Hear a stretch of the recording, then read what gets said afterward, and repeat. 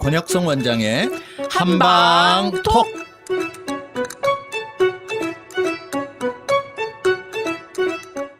청취자 여러분 안녕하십니까? 권혁성입니다. 안녕하세요. 서유경입니다. 네, 오늘의 주제는 하지불안 증후군입니다. 이 주제 들으시고 반가우신 분들도 있으실 것 같고 처음 들어본다 네. 이런 분들도 있으실 것 같아요. 네, 이 단어를 모르는 분이 사실 더 많아요. 네네. 그리고 실제로 제가 임상에서 다리가 불편하다고 왔는데 막 그래서 허리가 안 좋다, 디스크 아니냐, 네. 다리 쥐가 나요, 뭐 이런 여러 가지 질환들로 왔는데 제가 조금씩 체크해 보면 본인이 하지불안 증후군을 앓고 있으면서도 전혀 이 병이 무슨 병인지 모르기 때문에, 네네. 그리고 심지어는 정형외과나 통증 클리닉에 가서 다리 불편하다고 매일 물리치료, 약 먹고 주사 맞고 이런 치료를 했는데 하나도 변하지 않는다. 네네. 그래서 이건 하지불안 증후군이다라고 진단을 해주고 어떻게 치료해야 되는지 가르쳐드리는 경우가 생각보다 굉장히 많아요. 아니 제가 이게 왜 반갑다라는 표현을 썼냐면 제가 밤마다 사실 다리가 조금 불편했어요. 그러니까 낮에는 아무런 문제가 없는데 네. 밤에 누우면 뭔가 돌덩이가 다리 위에 올려져 있는 것 같기도 하고 뭔가 간지러운 느낌이 드는 것 같기도 하고 좀 약간 기분이 묘한 거예요. 막 움직여야 될 것 같고 그렇죠. 예, 막 혈액순환이 안 되는 것 같은데 뭐 일상생활에는 문제가 없고 그래서 내 다리가 좀 불편하다 이렇게 생각하고 있었는데 그냥 기사를 보다가 하지불안 증후군일 수도 있겠다라는 걸 발견하게 됐어요. 네. 그래서 이제 오늘 저처럼 반가워하시는 분들이 계시지 않을까 했는데 좀 자세하게 하지불안 증후군이 어떤 증상이 있는지. 네. 음. 예. 제가 만난 가장 심한 환자는 어떤 분이었느냐 하면 한 2, 3년 됐는데 네. 병원에서 하지불안 증후군이라고 진단도 받았어요. 그래서 이제 하지불안 증후군에는 병원에서 이제 도파민 계열의 약을 쓴단 말이죠. 엘도파라는 약을 처방받아서 그걸 먹는데도 하나도 나아지지 않는 거예요. 그런데 이 사람은 얼마나 불편하냐면 저한테 표현을 정확하게 이렇게 했어요. 제 다리를 잘라버리고 싶어요. 그래서 이제 밤에 잠을 잘 수가 없어요. 다리가 너무 불편하니까 잠을 들 수가 없는 거죠. 그래서 잘라버리고 싶다. 그래서 원장님이 저 하지불안 증후군만 고쳐주시면 네. 저 집이라도 드리고 싶어요. 그렇게 이야기를 물론 집은 못 받았습니다. 네, 그런 정도로 하소연을 하시는 분도 계셨어요. 저는 다리가 없는 것 같은 느낌이 들 때가 있더라고요. 네. 저도 하지불안 증후군이 조금 있어서 저는 장시간 비행하는 비행기, 밤을 지내면서 유럽이나 미국에서 와야 될 경우 있잖아요. 네네. 저는 굉장히 고통스러워요. 왜냐하면 하지불안 증후군을 앓고 있는 분들은 대부분 비행기 안에서 가만히 있을 때 특히 다리를 뻗지 못하고 구부리고 있잖아요. 그러면 다리가 불편해서 잠을 잘 수가 없어요. 좋은 좌석 앉으셔야겠어요, 선생님. 예? 좋은 좌석 앉으셔야겠어요. 예, 맞습니다. 돈이 많이 들죠. 네. 그래서 아마 이야기 듣고 내가 그런가?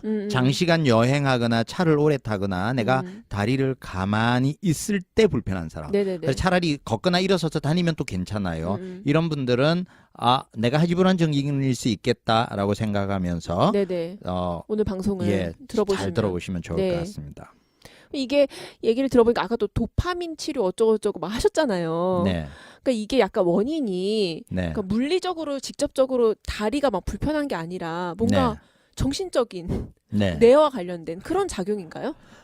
네. 그래서 사실 하지불안 증후군을 정확한 원인을 아직도 이거다라고 말할 수가 없어요. 그래서 하지불안 증후군은 허리도 문제가 아니고 네. 그다음에 근육의 문제도 아니고 이제 말초신경병증이라 그래서 말초 쪽에 당뇨나 이런 것들 때문에 신경병증이 생기면 다리가 불편하잖아요. 네네, 그렇죠. 그런 것도 아닌데 다리가 이렇게 불편한 사람들이 왜 생길까 원인을 했는데 그나마 아직도 많은 사람들이 하는 것 중에 하나가 도파민의 문제다. 도파민이 부족하게 되면 오는 것들이 근육의 문제가 와요. 이제 도파민은 근육에 신경을 전달해서 활동을 하도록 만들어주는 물질인데 이 도파민이 부족하게 되면 파킨슨병이 생기죠. 떨리잖아요. 내 손발이 내 마음대로 안 움직이게 되죠. 똑같이 이 하지불안 증후군도 밤에 이런 도파민이 분비가 잘 안 돼서 내 근육 쪽에 불편한 증상이 생긴다라고 보고 이 하지불안 증후군을 앓고 있는 사람들에게 이 도파민을 잘 전달할 수 있는 그런 치료법들을 썼을 때 환자들의 증상들이 좋아지더라. 그래서 도파민을 많이 처방하게 되고요. 그런데 이 도파민만으로 이 해결이 안 되는 경우도 굉장히 많아요. 그러니까 이것도 절대적인 건 아니라는 말씀이시죠? 맞습니다. 그래서 그럴 경우는 방법이 없기 때문에 다양한 방법들, 그리고 앞서 이야기 드렸던 아주 심한 사람들 같은 경우에는 뭐 굉장히 이것저것도 안 되는 고통을 받고 있고요. 네네. 한방 치료로도 굉장히 좋은 효과를 보는 경우가 많기 때문에 한방 치료도 도움을 받을 수 있습니다. 그런데 이건 유전력이 좀 있어요. 그래서 보면 보통 이제 30대 이하에서는 하지불안 증후군이 잘 나타나지 않는데 네. 30세 이하에서도 한 3% 정도의 발병률이 있어요. 이 사람들은 유전적 원인이지 않을까. 그래서 잘 물어보면 어머니나 아버지 중에 한 분이 하지불안 증후군을 앓고 있다, 이런 분들이 있고요. 대부분의 환자들이 50대 이상, 60대, 65세 이상의 환자들이 10% 정도로 제일 많은 유병률을 가지고 있습니다. 그래서 나이, 노화도 연관된 질환 중에 하나다라고 볼 수 있고요. 그 외에 이제 하지불안 증후군을 악화시키는 원인으로 네. 철분 결핍, 철분 결핍. 네, 그다음에 갑상선 기능 저하, 네. 그다음에 파킨슨, 말초신경병증, 이런 것들이 하지불안 증후군을 악화시키는 요인으로 생각을 하고 있어요. 철분 부족이 구체적으로 어떤 작용을 하는 건지 궁금합니다. 그렇죠. 철분 부족이 되었었을 때 생기는 질환이 굉장히 어지럽죠? 많아요. 어지러운 거. 맞아요. 네. 그래서 철분은 어지러운 이유가 철분이 부족하면 헤모글로빈 숫자가 적어지죠. 네네. 그러면 산소 공급이 잘 안 되기 때문에 어지럽죠.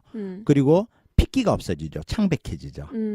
그래서 우리가 빈혈이 있는지를 볼 때, 육안적으로 볼 때는 눈 이렇게 까보죠.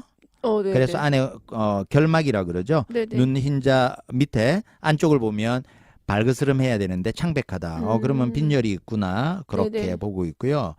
그다음에 심장이 좀 빨리 뛰어요. 빈혈이 있으면. 왜냐하면 혈분이 부족하기 때문에. 빨리 공급하려고. 맞습니다. 그래서 심장이 더 빨리 뛰게 되고요. 네. 그다음 좀 숨이 차요.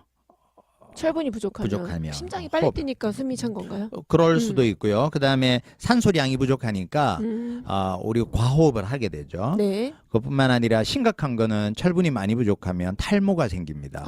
심각한 예. 문제다. 뇌에 산소 공급이 두피에 산소 공급이 안 되기 때문에. 그 중에 이제 우리가 아는 것 중에 하나가 하지불안 증후군, 오늘 하는 거죠. 그래 이제 하지불안 증후군은 15% 정도의 환자들이 하지불안 증후군 환자의 15% 정도가 철분이 부족한, 철분 수치가 낮더라라는 통계가 있고요. 이 철분은 또 우리 도파민과 연관이 되거든요. 네. 그래서 도파민을 만들어내기 위해서 철분이 필요하니까, 그래 철분 부족과 도파민 연관이 있다. 그래서 철분은 이만큼 다양한 증상들 일으킬 수 있는 게 철분 부족의 원인이죠. 네. 애매하게 다리가 불편하셨던 분들에게 오늘 네, 좋은 정보 많이 알려드리게 된 것 같아서 참 감사합니다. 네, 감사합니다. 네네, 오늘 여기까지 하겠습니다. 네. 지금까지 진행의 권혁성, 서유경, 제작의 김미옥, 박송이었습니다.